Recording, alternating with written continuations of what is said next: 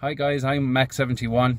Today I have an Audi A4 on loan from Audi in Limerick, and I'm going to have a quick look around it and show you some of the details on this new car.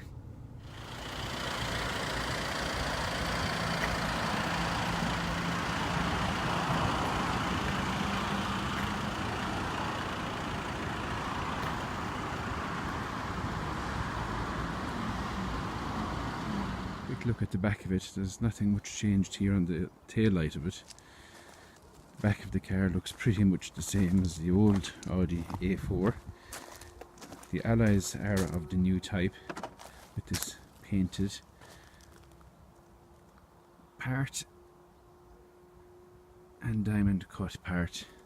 Nice chrome touch on the top of the handles, chrome round the windows. This is a black edition.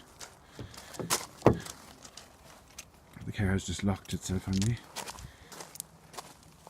The lights are somewhat different with the built-in chrome where you should have a fog light. The grille is the new type grille where it's wider and it's more horizontal than vertical. A nice grey colour. Quick look at the key.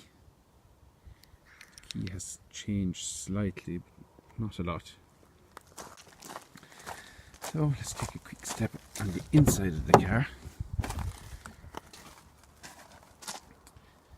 Door panel hasn't changed a whole lot. Switch gear still very much Audi, down to your boot release, your mirrors, your window controls and your doors. Surprised to see that this isn't a fully electric seat on a black series. It does have lumbar support, which is quite good, and they are quite a comfortable leather seat. Stepping into the car, the dashboard has changed slightly in that the steering wheel now has this see-through piece. The controls on it are pretty much the same as the previous generation.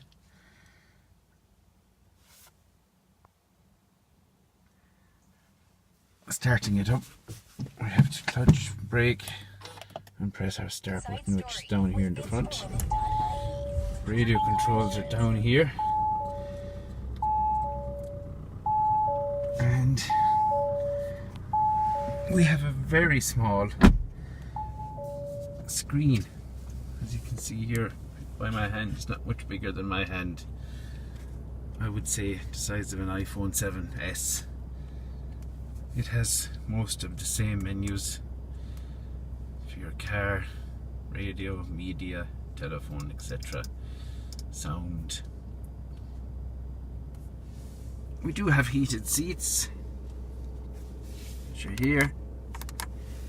We do have nice chunky knurled controls for your air conditioning, which aren't bad, but they are plasticky. This is a nice touch. It goes away from the old plastic and it's more of a metal feel. However, rather than the piano finish black plastic, we now have this new plastic which they're using. I don't know if the phone will pick it up, but it's like little ledges on it. I'm not too sure about that. Other than that, we have our cruise control. We have our center armrest, which opens to reveal a large enough cubby box with USB and aux. We have 12 volt here in the front and another USB.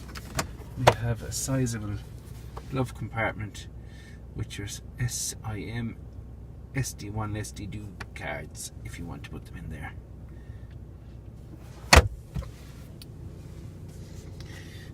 We have this ashtray which is removable to give you two cup holders rather than an ashtray and a cup holder, and some sizable cup holders in the door pockets. Jumping in the back door is much the same again. We do have this nice metal type filler which I do think is an improvement. We do have a good size pocket. Jumping in the back then with me, the seat in the position for me, I'm just under 6 foot. I have maybe 20 to 30 millimeters knee room. My head is properly against the head lining. We have LED lights all around, which are nice. We do have central armrest, which is pretty okay, which we don't seem to have cup holders back here, which is a pity. We do have a 12-volt charger. So overall, nice car, A4. Not a huge improvement on the last one, but still quite a comfortable car. We'll take it for a drive shortly. So let's take a quick look inside the boot. The boot does work with the remote.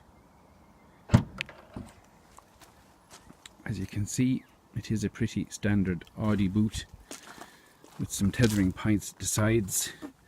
It does have the netting, the standard lift latch for the back, which does clip on the top, and your space saver with your first aid kit. So no great change there for 182. So let's take a look under the bonnet. The bonnet releases in the typical place, right hand side in the driver footwell.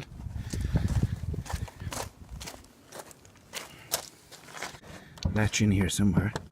So latch you push to the left and give a lift to a bonnet which is quite heavy. So we have our ECU, our engine coolant, a nice big plastic tray, which is nothing too new, air breather battery. Not sure about this new type of brace.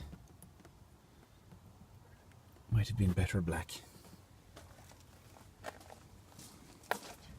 Driving the A4, then we start off in first gear and not underpowered but not overpowered. Press quickly into second, short gears into third gear.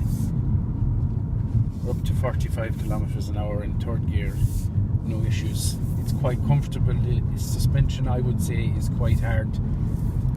Maybe that'll soften out after a while, but compared to the A6 I have, it is a lot harder. Not as much power as my previous 140 horsepower A4.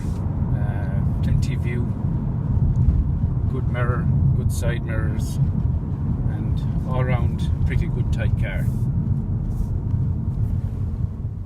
Things I've noticed on the inside, including, okay, you have your ashtray which you can reach, but if you want to reach your start stop button, you either need a cane or you have to lean really forward to get your finger on it. Same would go for the 12-volt or for your USB connection here. You really need to lean forward. Also, when you're driving the car, you have absolutely no vision of your lights, which are over here. The car does have start stop, which you just notice it started itself. The thing I do notice as well, with all cars, we have this central display which we are supposed to control everything from, which is the new Audi one, and unless you know where it is and what it is, you have to look down at it, which is quite distracting. Maybe it's time car manufacturers start putting some of this into sun visor.